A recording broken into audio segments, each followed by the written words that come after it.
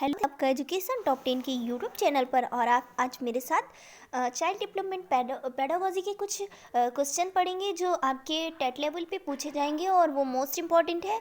तो आप मेरे साथ बने रहने के लिए मेरे चैनल को लाइक शेयर और सब्सक्राइब करते चलें, साथ ही बेल आइकन को प्रेस करें ताकि आपको आने वाली वीडियो की सारी नोटिफिकेशन मिलती रहे।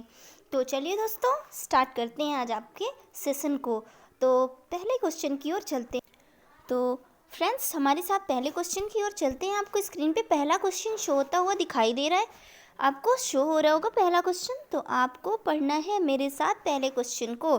चलिए स्टार्ट करते हैं। पहला क्वेश्चन में पूछ रहा है, बच्चों में ज्ञान की रचना करने और अर्थ निर्माण करने की क्षमता होती है। इस परिप्रेक्ष्य में एक शिक्षक की क्या भूमिका होती है? क्या वो संप्रेषक और व्याख्याकर्ता की होती है, क्या सुगमकर्ता की होती है, निर्देशक की होती है, या तालमेल बैठाने वाली होती है? तो आपको ऑप्शन नंबर बी पे करेक्ट कर देना है। B is right answer. एक शिक्षक को वैसे भी सुगमकर्ता की भूमिका निभानी चाहिए। आगे आपको नेक्स्ट क्वेश्चन की ओर ले चलते हैं। नेक्स्ट क्वेश्चन आपको झूम करके दिख रहा होगा। इनमें से नेक्स्ट क्वेश्चन में आपको दिख रहा होगा, इनमें से कौन सी विशेषता प्रतिभाशाली बच्चों की है? क्या है प्रतिभाशाली बच्चों की? निम्न औसतीय मानसिक क्रियाएं। Option number B is right answer. B पे आपको करेक्ट कर देना है दूसरे में। चलिए तीसरे क्वेश्चन को। ऐसे दोस्तों, आपको नोट्स बनाने हैं और नोट्स मेरे साथ पेन कापी लिख के और ये क्वेश्चन नोट्स करते जाने हैं, ताकि आपको कोई भी डाउट हो जाए इन क्वेश्चन के उसमें आपका डाउट क्लियर होगा। और चलते हैं क्वेश्चन नंबर तीसरे की ओर। तीसरा क्वेश्चन आपकी स्क्रीन पे शो हो रहा है। कोहल वर्ग के सिद्धांत के पूर्व परंपरागत स्तर के अनुसार कोई नैतिक निर्णय लेते समय एक व्यक्ति निम्न केस में किस तरह प्रवृत्त होगा? तो इसका ऑप्शन लगा देंगे। Answer number D is right answer. अंतर्निहित संभावित दंड आपको करेक्ट कर देना है। चलिए दोस्तों, चलते हैं नेक्स्ट क्वेश्चन की ओर। हमारा नेक्स्ट क्वेश्चन क्या कह रहा है आपको देखना है स्क्रीन पे। आपको चौथा क्वेश्चन दिखाई दे रहा होगा स्क्रीन पे। आपको चौथे क्वेश्चन पे देखना है, क्या दिख रहा है? शिक्षार्थियों की अधिगमकर्ता की व्यक्तिगत विभिन्नताओं के संदर्भ में शिक्षिका को चाहिए। शिक्षिका को क्या चाहिए? व्यक्तिगत विभिन्नता के संदर्भ में शिक्षिका को क्या चाहिए? तो आपको पढ़ना है खिली होंगे, इसमें करेक्ट आंसर कर देना है। डायरेक्ट कर देती हूँ दोस्तों, ताकि आपको ज़्यादा टाइम में कम टाइम में ज़्यादा वीडियो मिल जाए, ज़्यादा क्वेश्चन मिल जाए। तो आप बने रहिए मेरे चैनल में और मेरे चैनल को लाइक शेयर करते रहिए। आपका ऑप्शन नंबर डी पे करेक्ट कर देना है। क्या विविध प्रकार की अधिगम सामग्रियों को उपलब्ध कराना? आपको डी पे करेक्ट कर देना है। क्वेश्चन नंबर 5वां देखते हैं। 5वें क्वेश्चन में क्या कह रहा है? निम्न किसमें से बाल विकास का एक सिद्धांत नहीं है? विकास के सभी क्षेत्र, बाल विकास का एक कौन सा सिद्धांत नहीं है? विकास के सभी क्षेत्र महत्वपूर्ण होते हैं।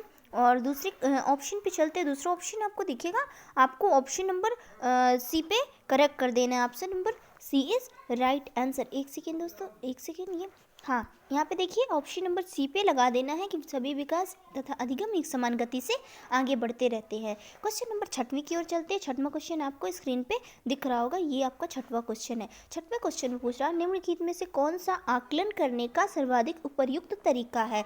आकलन करने का सर्वाधिक उपयुक्त तरीका है, तो इसका आंसर कौन सा? आंसर ए पे करेक्ट करने की। आकलन शिक्षण में अंतर्निहित प्रक्रिया है। क्या है? आकलन शिक्षण में अंतर्निहित प्रक्रिया है। ऑप्शन नंबर ए पे करेक्ट कर देना है। चलते हैं आपको नेक्स्ट क्वेश्चन की ओर ले चलते हैं दोस्तों। नेक्स्ट क्वेश्चन में आपको क्या पूछ रहा है? नेक्स्ट क्वेश्चन में देखेंगे, आप जूम करके अच्छे से दिखा देती हूँ ताकि आपको स्क्रीन पे ये क्वेश्चन शो होते रहे। नेक्स्ट क्वेश्चन पूछ रहा है, निम्नलिखित में से कौन सा सृजनात्मकता से संबंधित है? सृजनात्मकता से संबंधित जो है वो अपसारी चिंतन है। कौन सा है? अपसारी चिंतन है। तो आपको डी नंबर पे करेक्ट कर देना। Option D is right answer. आपको डी पे करेक्ट कर देना है। चलते हैं नेक्स्ट क्वेश्चन की ओर। नेक्स्ट क्वेश्चन आपसे पूछ रहा होगा 8वां क्वेश्चन। 8वें क्वेश्चन में बच्चों के बारे में निम्नलिखित कथनों में से कौन सा कथन वाइगोत्स्की से सहमत है? कौन सा कथन वाइगोत्स्की से सहमत है? तो आपको इसमें आंसर डी पे करेक्ट कर देना है। डी कौन सा है? डी कह रहा है, बच्चे समवयस्कों और वयस्कों के साथ सामाजिक अंतःक्रियाओं से माध्यम से सीखते हैं। अब चलते हैं नेक्स्ट क्वेश्चन की ओर। नेक्स्ट क्वेश्चन हमारा 9वां क्वेश्चन जो आपको स्क्रीन पे शो हो रहा है। एक सेकेंड दोस्तों, 9वें क्वेश्चन की ओर चलते हैं। 9वां क्वेश्चन आपको स्क्रीन पे दिख रहा होगा। 9वें क्वेश्चन में देखिए, बच्चे क्या होते हैं? बच्चे क्या होते हैं? ये क्वेश्चन जूम करके दिखा रही हूँ आपको। आगे चलिए, आपको ये क्वेश्चन दिख रहा होगा यहाँ पे। तो जिज्ञासु प्राणी होते हैं। आपको क्या करना है, ऑप्शन डी पे करेक्ट कर देना है। बच्चे जिज्ञासु प्राणी होते हैं। कैसे होते हैं? बच्चे जिज्ञासु प्राणी होते हैं जो अपने चारों ओर के जगत को खोजने में की क्षमताएं अपने अंदर रखते हैं। चलिए दोस्तों, चलते क्वेश्चन नंबर 10वें की ओर। 10वें क्वेश्चन में क्या पूछ रहे हैं हम? बच्चों की त्रुटियों के बारे में निम्नलिखित में से कौन सा कथन सत्य है? तो आपको ये क्वेश्चन आईएमपी पे वेरी मोस्ट इंपॉर्टेंट क्वेश्चन है, आईएमपी पे लिख लेना है कि जो त्रुटियां होती हैं वो सीखने की प्रक्रिया का एक आवश्यक अंग है। अक्सर आप देखते होंगे छोटे बच्चे जितनी बार प्रैक्टिस करते हैं उतना अधिक सीख पाते हैं। तो आपको त्रुटियों से आप सीखते हैं। त्रुटियां कोई नेगेटिव वर्ड नहीं है। त्रुटियों गलतियों से ही बच्चे सीखते हैं, बार बार प्रैक्टिस करने से, और जितनी बार गलती करेंगे उतनी बार उनको सीखने को मिलेगा। तो चलते हैं नेक्स्ट क्वेश्चन की ओर। नेक्स्ट क्वेश्चन आपके स्क्रीन पे ये रहा आपका 11वां क्वेश्चन। एक सेकंड दोस्तों, 11वें क्वेश्चन पे आपको ये देखना है। चलिए ये हमारे साथ 11वें क्वेश्चन की ओर। 11वां क्वेश्चन है, देखिए आपको दिख रहा होगा। अध्यापक को यह सुनिश्चित करना चाहिए कि उसकी कक्षा के सभी शिक्षार्थी अपने आप को स्वीकृत और सम्मानित समझें।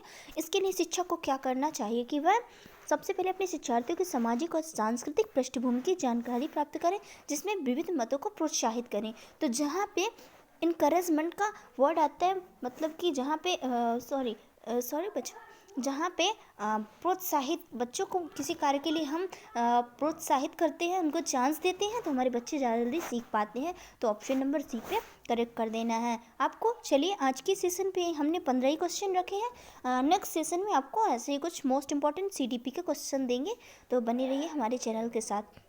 क्वेश्चन नंबर 12वें पे चलते हैं, जो आपको स्क्रीन पे दिखाई दे रहा होगा। सुरेश समान रूप से शांत कमरे में अकेले पढ़ना चाहता है, जबकि मदन समूह में अपने मित्रों के साथ पढ़ना चाहता है। यह उसके खाली स्थान में विभिन्नता के कारण है। इसका डैश में विभिन्नता का कारण है क्या है? अधिगम शैली में विभिन्नता का कारण है। ऑप्शन नंबर बी पे आपको करेक्ट कर देना है। ये क्वेश्चन पैडागॉजिकल मोस्ट इंपॉर्टेंट क्वेश्चन है जो आपको पैडागॉजी में पूछे जाते हैं। ये अंडरस्टैंडिंग बेस्ड होती है, तो आपको अपनी अंडरस्टैंडिंग के अनुसार ही पैडागॉजिकल क्वेश्चन चूज़ करने चाहिए। अब क्वेश्चन नंबर 13 की ओर चलते हैं। 13 क्वेश्चन में देखेंगे क्या पूछ रहा है। भारत में भाषिक विभिन्नता बहुत है। इस संदर्भ में विशेषकर कक्षा और प्राथमिक स्तर पर बहुभाषिक कक्षाओं के बारे में सर्वथा उपयुक्त है। तो आपको ऑप्शन नंबर बी पे करेक्ट कर लेना। शिक्षार्थियों की सभी भाषाओं का सम्मान करना चाहिए।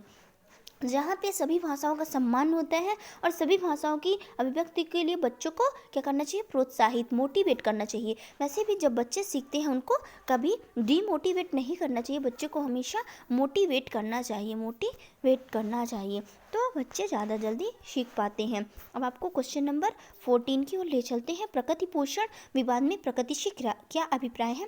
प्रकृति पोषण विवाद में प्रकृति से क्या अभिप्राय है? तो आपको ऑप्शन नंबर ए पे करेक्ट कर देना है। जैविक विशिष्टताएं या वंशानुगम सूचनाओं पे आपको करेक्ट कर देना है। चलते हैं नेक्स्ट क्वेश्चन की ओर। नेक्स्ट क्वेश्चन आपका जो स्क्रीन पे शो हो रहा है आपको दिख रहा होगा। जनसंचार माध्यम समाजीकरण एक महत्वपूर्ण है माध्यम बनता जा रहा है। नीचे दिए गए कथनों में से कौन सा कथन उपयुक्त होगा? तो आपको ऑप्शन नंबर बी पे करेक्ट कर देना। ऑप्शन नंबर बी क्या कह रहा है दोस्तों?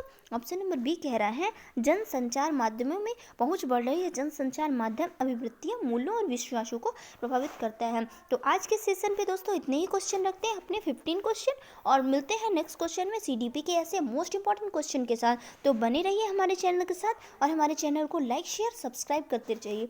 चलिए दोस्तों चलते हैं, आज के सेशन को समाप्त करते हैं। वीडियो देखने के लिए सभी को धन्यवाद।